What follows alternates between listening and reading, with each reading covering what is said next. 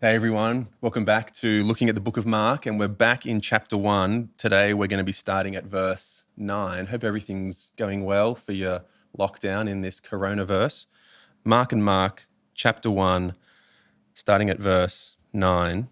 Mark says, "In those days, Jesus came." Now, remember from last time, the person we were expecting from all those Isaiah, Malachi verses, we were expecting Yahweh. And the person who arrives is Jesus. And we're told that he came from Nazareth up in Galilee and was baptized in the Jordan by John. Now, here's a map just so you can see where we're talking about. Up here in the north, there's Nazareth.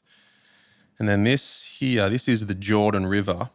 So Jesus is probably being baptized somewhere down here. Now, this is kind of a long way away. This is about 160 kilometers. So he's come a long way for this moment.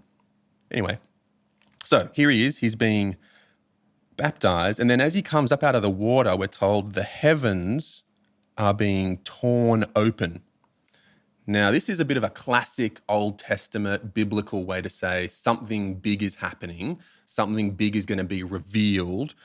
So a classic would be Isaiah 64, verse 1. You can see it over here. I've got it for us.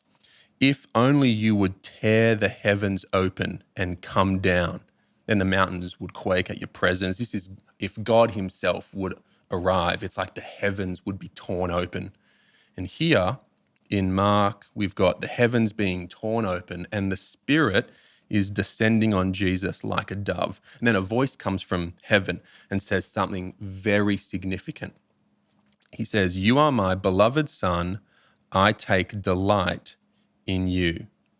Now, that's just a very nice thing for him to say, but it's not just a nice thing.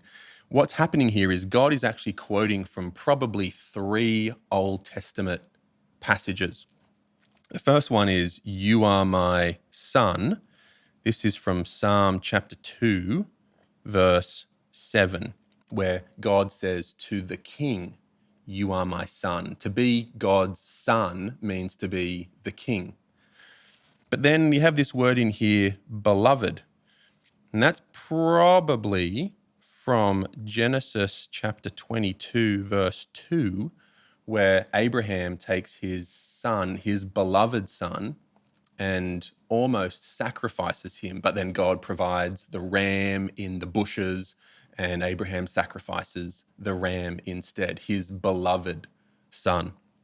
And then this final phrase here, "I take delight in you," that is from Isaiah chapter 42, verse 1, where we're talking about the servant who will come to suffer.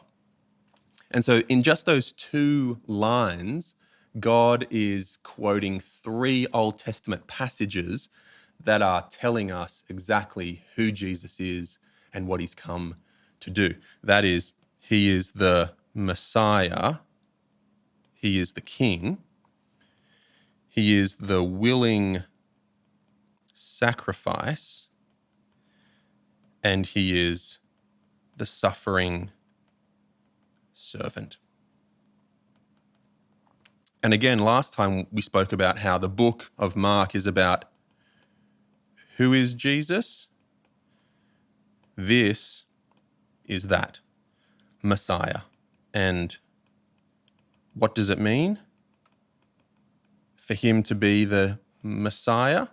Well, the answer is he's going to be a willing sacrifice and a suffering servant. This is the whole book, just in these 2 lines over here. And then we're told, immediately the Spirit drove him into the wilderness. He was in the wilderness 40 days. This is just like Israel was in the wilderness for 40 years. You can see that in Numbers 14, verse 34. And just as Israel was in the wilderness, they failed every time to obey God, trust God. But here, Jesus succeeds.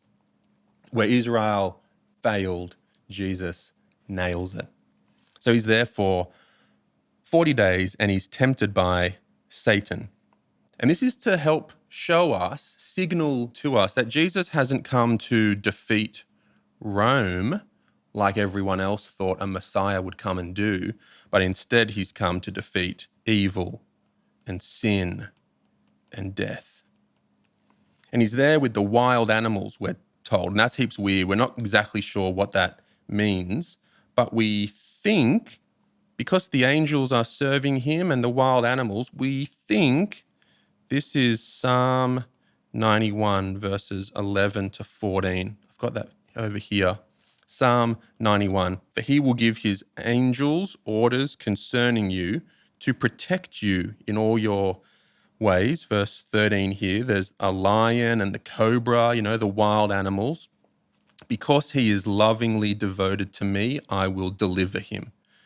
So you got all those elements there, the angels, the wild animals, and God preserving this person because he trusts in the Lord. And so that's probably what's happening here. Here is Jesus, and we're told exactly who he is: Messiah, sacrifice, suffering servant.